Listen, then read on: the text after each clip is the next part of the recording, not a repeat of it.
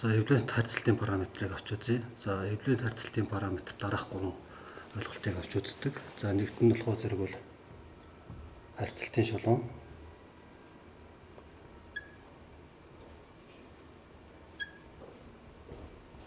Харьцалтын шулуун. За хоёрт нь болохоор зэрэг харьцалтын өнцөг.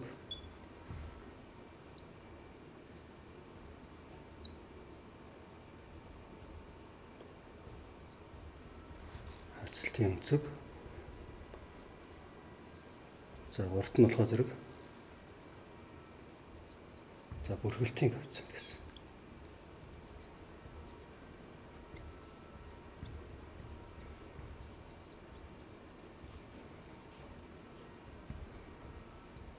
Бүрхэлтийн коэффициент гэсэн 3 зүйлийг бол авч үздэг. За эвлент тодорхойлолтууд өөр хоорондоо харьцах үед харьцалтын цэг нь бол ерөнхий нормал шулуун дээр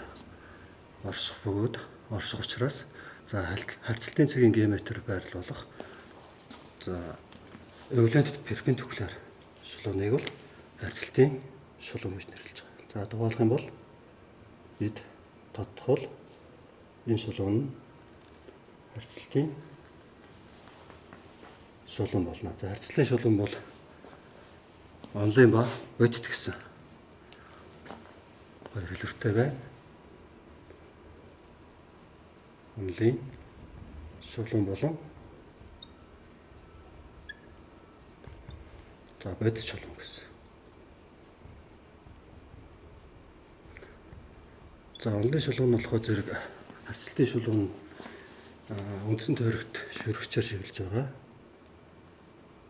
N2 N1 гэсэн зөвхөн тархалгаар хязгаарлагдсан шулууг бол харьцалтын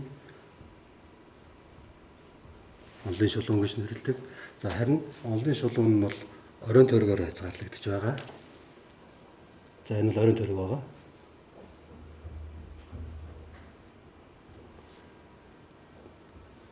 Оройн тойрогоор хязгаарлаж байгаа. А болон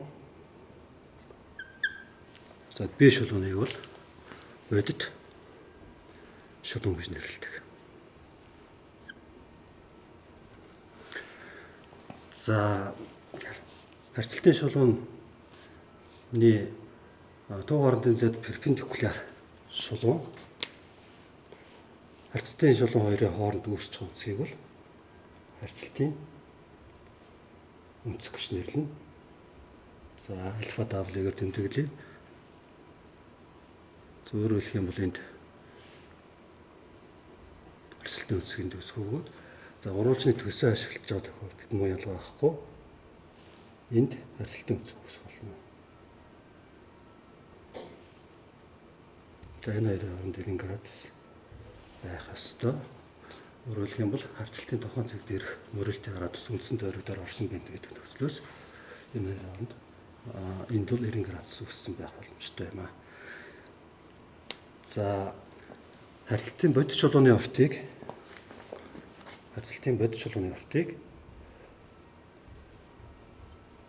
за үндсэн тойргийн дагах алхамд харьцуулсан харьцааг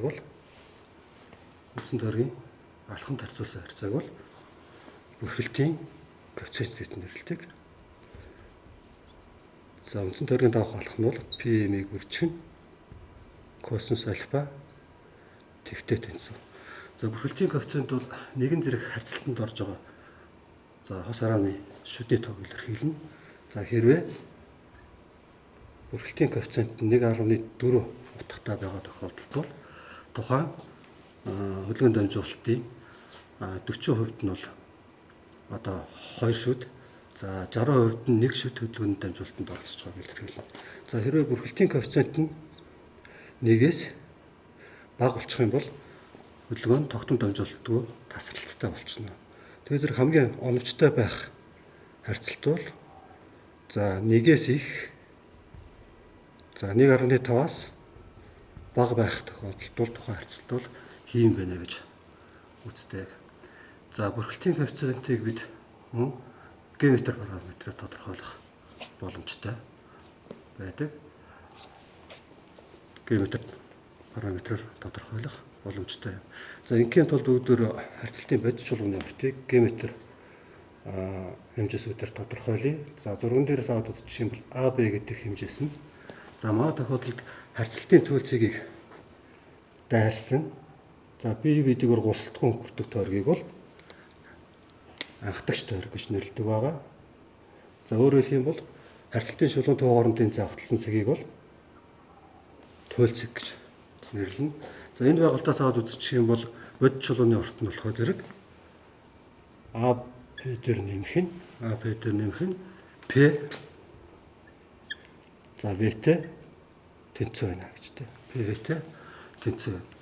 За 6-аас аваад үзэх юм бол за AP-г олохын тулд AP зайгаа олохын тулд бол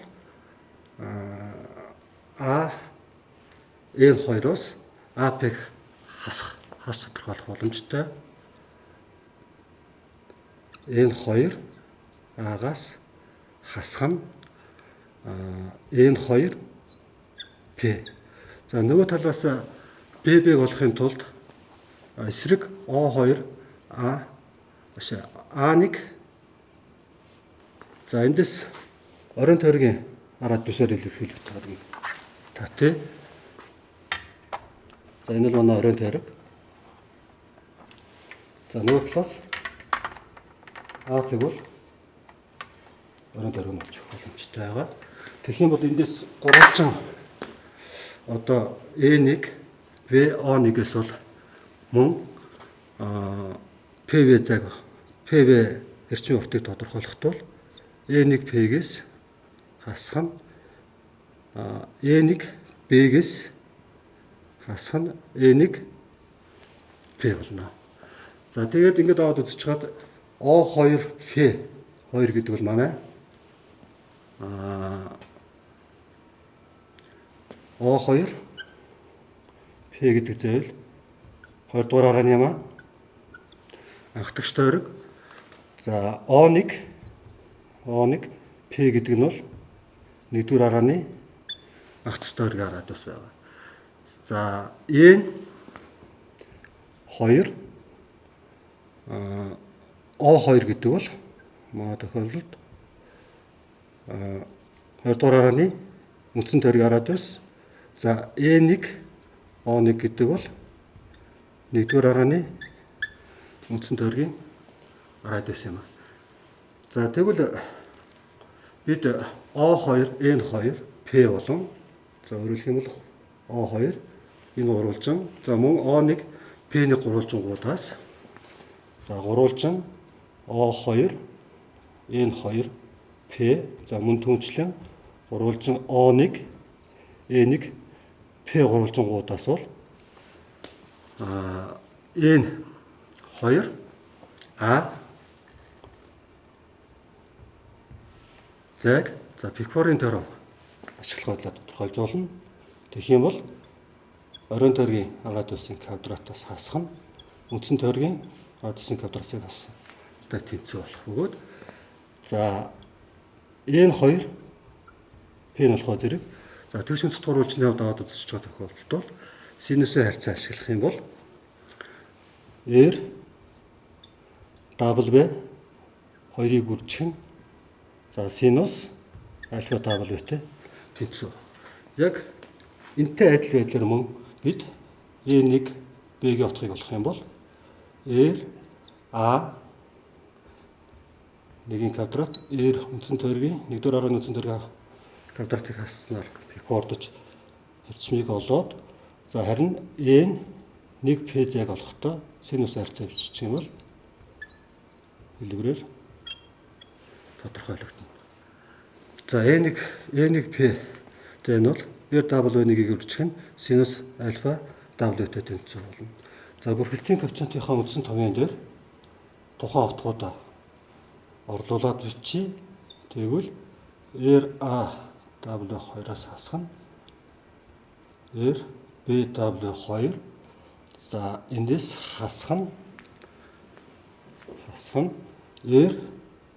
RW2-ыг үржих нь синус альфа W за нэмэх нь язгуурдаар за A1-ийн квадратаас хасах нь RB1-ийн квадрат за энэс хасах нь RW нэгийг үрчин синус альфатай тэнцүү бөгөөд ерөнхий хуваах нь P m-ийг үрчин косинус альфа тэгтээ тэнцүү болно. За бид жоохон томьёогоо хураачвал эпсилон тэнцэх нь R А2-аас асах нь RB2-ийн квадрат. За нэмэх нь язгуурдаар RA1-ийн квадратаас асах нь RB1-ийн квадрат.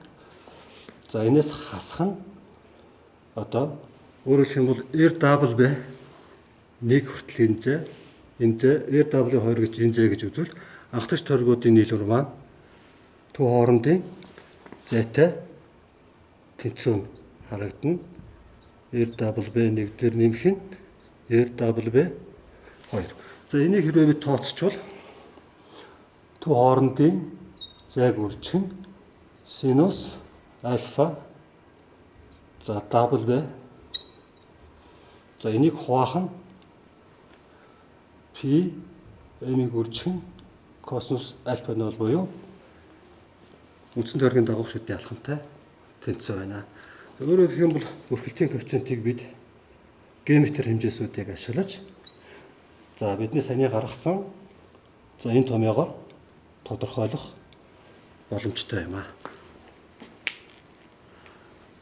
За бүрхэлтийн коэффициентийг тодорхойлсноор тухайн арааны маань харьцалтын одоо үзүүлэлт шин чанарыг тодорхойлох боломжийг бидэнд олгож байгаа болно.